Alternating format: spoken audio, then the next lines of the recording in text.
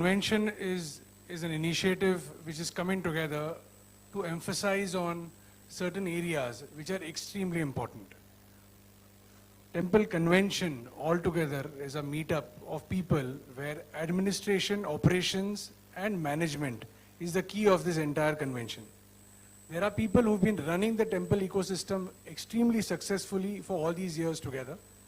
But what is extremely important is, as the times change, as the new age technologies are changing, as well as the need of the hour changes, there is a need for people to come together, discuss the areas of their interests, improvisation, at the same time complement each other by joining hands and putting things together. A lot of people have got into the aspect of discussing topics related to policies, temple management, aspects related to better convenience for the temple trustees who have been doing the greater job of managing things for the common man, and joining hands together for cooperative initiatives for the pilgrims who are joining in there. बहुत बार ये सवाल पूछा जाता है कि ये आप क्यों कर रहे हो, या ये करने के पीछे आपकी भावना क्या है।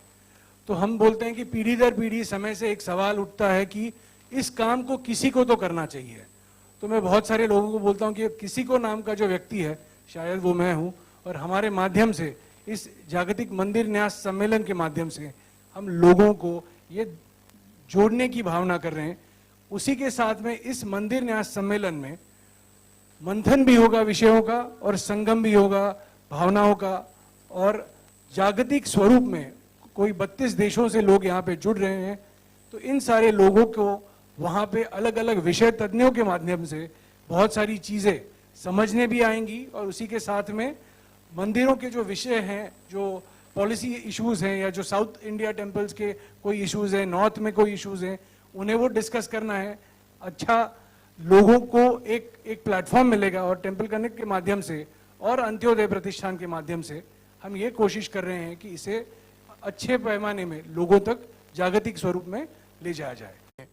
1250-1300 से भी अधिक लोगों ने इसमें रजिस्ट्रेशन ऑफिशियली किया हुआ है, पार्टिसिपेशन ऑलरेडी किया हुआ है, और फिजिकली वहां पर हम लोग 716 टेम्पल को इनवाइट किए हैं। ऐसे नहीं कि 1200 को कर नहीं सकते थे, लेकिन पूरी वाराणसी की व्यवस्था देखते हुए इस टेम्पल कन्वेंशन के माध्यम से, टेम्पल कन्वेंशन एक्सपो के माध्यम से वहां पर रहने की व्यवस्था, रुद्र कन्वेंशन में बैठने की व्यवस्था, गाड़ियों की व्यवस्था, सुबह के ब्रेकफास्ट से लेकर रात के डिनर तक की सारी व्यवस्था इस टेम्पल कन्वेंशन एक्सपो के माध्यम से की गई है। और इसमें बैठने की क्षमता लगभग 1500 जन की रुद्राक्ष कन्वेंशन सेंटर में है। इसके लिए 716 टेम्पल को डायरेक्ट इनवाइट किया गया है, और लगभग 600 टेम्पल्स इसमें ऑनलाइन प्लेटफॉर्म से हमारे साथ जुड़ने वाले हैं। इस कार्यक्रम के उद्घाटन के लिए 22 तारीख को सुबह 10 बजे राष्ट्रीय स्वयंसेवक संघ के प्रमुख परम पूज्य मोहन भागवत जी इसका इनॉग्रेशन करेंगे, और 10 दिन के 10 सेमिनार में, जिसमें बहुत ही महत्वपूर्ण विषय ये है कि जैसे कि आप सभी के मन में भी होगा और कई लोगों के मन में है कि टेम्पल कन्वेंशन क्यों, तो इसमें भक्ति का भाव तो पक्का है, श्रद्धा का भाव तो पक्का है, लेकिन उसके अलावा भी मंदिरों के कई विषय होते हैं जिस विषयों को हमें लोगों तक ले जाने की कोशिश करनी चाहिए। जैसे कि टेम्पल सेफ्टी की बात आई तो फिजिकल सिक्योरिटी की बात आती है, इंटेलिजेंस सिक्योरिटी की बात आती है, आईटी सिक्योरिटी की, कैमरा की, सीसीटीवी की, बैरियर्स की, सभी की बात आती है। तो जहाँ जहाँ पर बड़े बड़े मंदिर है वहाँ वहाँ पर उन्होंने अपनी अपनी जो व्यवस्था की है, उसके अलावा भी उसमें बहुत सारे ऐसे स्पेशलाइज लोग आकर सेमिनार में बात करेंगे। अगर तिरुपति टेम्पल के प्रमुख वहाँ पर उनकी व्यवस्था सिक्योरिटी की कैसे उस बारे में बात कर सकते हैं, तो शायद अमृतसर के गोल्डन टेम्पल के लोग भी उसमें उस सेमिनार में भाग लेकर, मुंबई के सिद्धिविनायक हो या शिरडी हो, वो लोग भी उसमें सिक्योरिटी की उनकी व्यवस्था कैसी है, और exchange of idea, exchange of thoughts, उसमें वो लोग एक दूसरे के साथ चर्चा कर कर अपने मंदिर को सिक्योरिटाइज कैसा किया जाए। देखिए, ड्रेस कोड के बारे में मुझे ऐसे लगता है कि हर संस्था अपना अपना निर्णय लेती है। हर संस्था को अपना अपना निर्णय लेने का अधिकार भी है। लेकिन एक चीज मैं एक हिंदू धर्म का भक्त होने के नाते कहना चाहूंगा कि हर व्यक्ति को अब जब हम भगवान के दरबार में जाते हैं तो एक भाव के साथ जाते हैं, एक विश्वास के साथ जाते हैं, और भगवान के पास हर कोई जाता है। वो भगवान के पास जाके कभी कोई गलत चीज नहीं बोलता कि इसका बुरा हो उसका बुरा हो, कहता है कि मेरा भी भला हो और दुनिया का भी भला हो। एक अच्छी भाव से, अच्छी भावना से हम मंदिर में जाते हैं।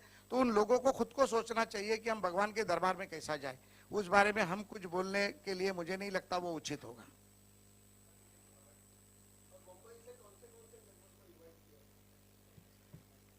मुंबा देवी टेम्पल है, सिद्धिविनायक टेम्पल है। महाराष्ट्र से 90 टेम्पल पूरे महाराष्ट्र से आ रहे हैं। साउथ से लगभग 78 टेम्पल्स आ रहे हैं। नॉर्थ से भी लगभग 36 टेम्पल्स, 36 से भी ज़्यादा टेम्पल आ रहे हैं। और नॉर्थ से भी लगभग 150-200 टेम्पल्स आ रहे हैं। ऐसे काफ़ी पूरे मिलाकर पूरे हिंदुस्तान के 865 टेम्पल, केरला से लेकर जम्मू कश्मीर तक, और जम्मू कश्मीर से लेकर आप कहेंगे नॉर्थ ईस्ट तक कहिए, या पूरे दुनिया में पूरे हिंदुस्तान के लोग आ रहे हैं। यूएस से लोग आ रहे हैं, ऑस्ट्रेलिया से आ रहे हैं, न्यूजीलैंड से आ रहे हैं, बैंकॉक से आ रहे हैं, कनाडा से आ रहे हैं। तो कई टेम्पल्स यहाँ पर पार्टिसिपेट हो रहे हैं। धन्यवाद। और कुछ मराठीमध्ये सगळं बोलू परत? Anything else? Nothing?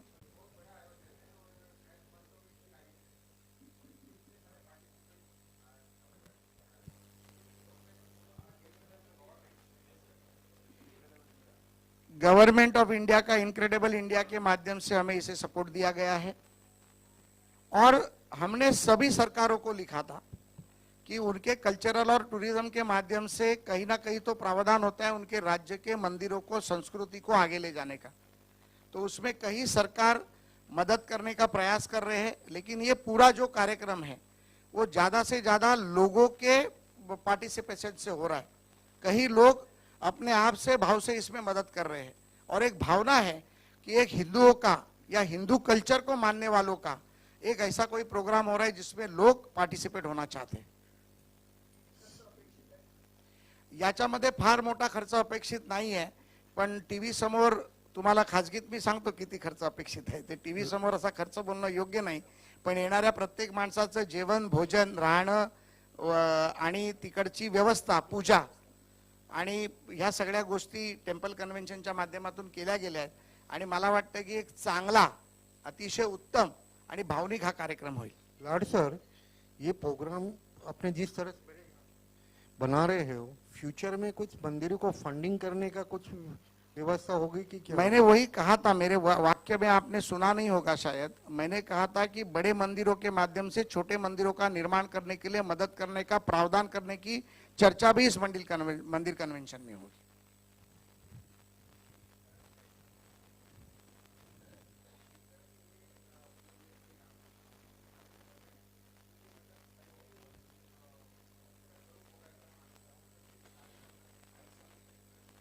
Hundred percent ये एक प्रयास होगा हर साल करने का।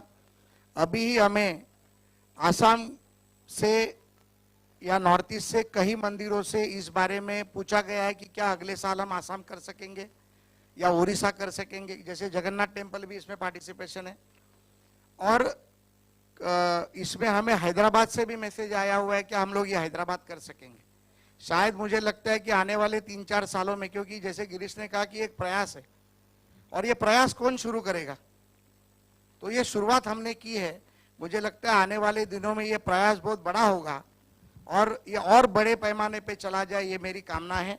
और इसे और लोग जुड़ेंगे तो और लोगों को जुड़ाकर उनके साथ करने की ये हमारा प्रयत्न होगा। Means what exactly?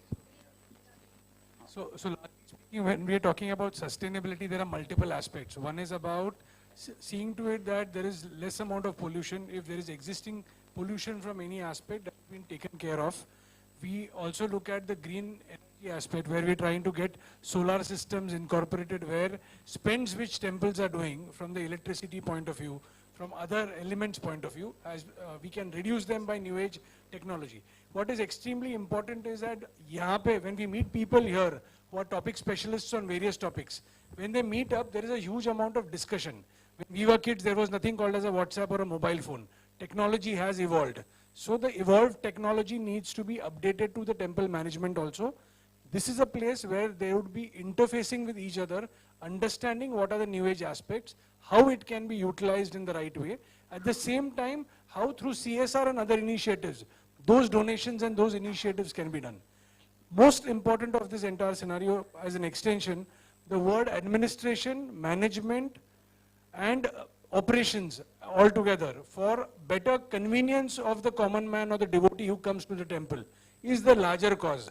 A CCTV camera usually in a temple or a Gurudwara does not define whether he is from a Sikh background or a Hindu background, but does the job of seeing to it that the management is being done in the right way. Similarly, when you talk about water sanitization, hygiene, public toilet systems for senior citizens and families and ladies members where it's away from the temple ecosystem, so convenience is always compromised.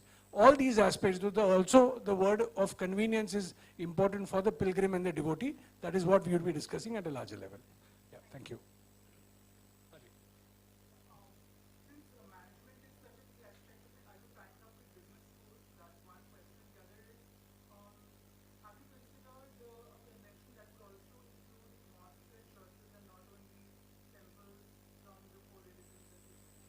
So to answer your first question, apparently we are speaking to a lot of management schools in India as well as internationally.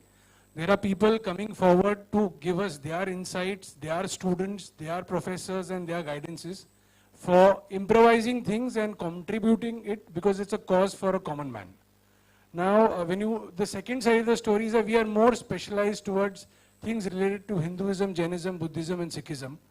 Once we complete about whatever 20-30 lakh temples that we have in the list that we want to complete, then maybe we'll look for going for other religious elements. Let us complete what we have on the platter first. 23-24 रोजी वाराणसीमध्ये केलं जात आहे, ज्यामध्ये जगभरातून जवळजवळ 1250 मंदिरं येत आहेत, 25 देशातून मंदिरं येत आहेत, 350 आंतरराष्ट्रीय मंदिरं व 865 भारतीय मंदिरांचा त्याच्यामध्ये समावेश आहे. परमपूज्य मोहन भागवतजी याचं 22 तारखेला सकाळी 10 वाजता उद्घाटन करतायत. बिहारचे राज्यपाल तिकडे असतील, उत्तर प्रदेशचे राज्यपाल असतील आणि अतिशय एक वेगळा आगळा त्याचा हा प्रयत्न आमचा राहील. यामध्ये 100% मंदिर व्यवस्थापन असेल, मंदिराचं ॲडमिनिस्ट्रेशन असेल, मंदिराची सिक्युरिटी असेल, मंदिराचं फंड मॅनेजमेंट असेल, चॅरिटेबल ट्रस्टचे इश्यू असतील, टॅक्सेशन्स असतील आणि सॅनिटायझेशन असेल, स्वच्छ भारत अभियानाच्या माध्यमातून असेल, मंदिरातून C2C म्हणजे कॉमन मॅनचा पैसा कॉमन मॅनपर्यंत कसा जाईल, लंगर मॅनेजमेंट असेल, क्राऊड मॅनेजमेंट असेल, डिझास्टर मॅनेजमेंट असेल, या सर्व विषयावरती 3 दिवस याची चर्चा होईल. वेगवेगळे एक्सपर्ट्स त्यामध्ये चर्चा करतील. या व्यतिरिक्त प्रत्येक मंदिर व्यवस्थापनाचं जसं तिरुपतीची काय एक्सपर्टी आहे तर ते तिरुपतीचे लोक त्यामध्ये सांगतील, गोल्डन टेम्पलची काय एक्सपर्टी आहे गोल्डन टेम्पलचे सांगतील, स्वामीनारायणची काय एक्सपर्टी आहे स्वामीनारायण सांगेल, सिद्धिविनायकची काय एक्सपर्टी आहे सिद्धिविनायक सांगेल आणि त्यामध्ये सर्व विषयाचा उहापोह करून ह्या सर्वांना एकत्र एका प्लॅटफॉर्मवर आणून डेटा मॅनेजमेंट झाली आणि मंदिर कनेक्टिव्हिटी झाली. याच्यामध्ये हा प्रयत्न आमचा राहील. सुप्रीम कोर्टाची विधानसभेचे अध्यक्ष त्याला जरा यामध्ये फक्त मंदिरांचा समावेश असेल की इतर धर्मियांचे प्रार्थनास्थळ? नाही, यामध्ये निश्चितपणे मंदिरं आहेत, गुरुद्वारा आहेत, जैन मंदिरं आहेत, हरेराम हरेकृष्ण मंदिरं आहेत, बुद्ध मंदिरं आहेत, बुद्ध मंदिरं आहेत. अशा प्रकारे भारतामधनं जवळजवळ आमच्याकडे आतापर्यंत पूर्ण जगभरातून 1250 रजिस्ट्रेशन झाली आहेत आणि वाराणसीमधल्या रुद्र कन्व्हेन्शन सेंटरमध्ये होणार आहे, ज्यामध्ये 746 लोक जवळजवळ फिजिकली पार्टिसिपेट करणारे, एका मंदिरातून 2 लोक आणि 550 लोक ही ऑनलाईन प्लॅटफॉर्मच्या माध्यमातून 3 दिवस या सेमिनारला अटेंड करणार आहेत. यामध्ये अनेक मंदिरांकडे खूप पैसा आहे, तर काही मंदिरांकडे रोजची जी पूजा करण्यासाठी व्यवस्था लागते ती सुद्धा करण्याची क्षमता नसते. तर अशा मंदिरांसाठी या मंदिरांकडनं किंवा तुमच्या माध्यमातून काय? म्हणूनच आमचा हा प्रयत्न राहील की कॉमन मॅनचा पैसा कॉमन मॅनपर्यंत गेला पाहिजे, मंदिराचा पैसा मंदिराच्या विकासासाठी गेला पाहिजे.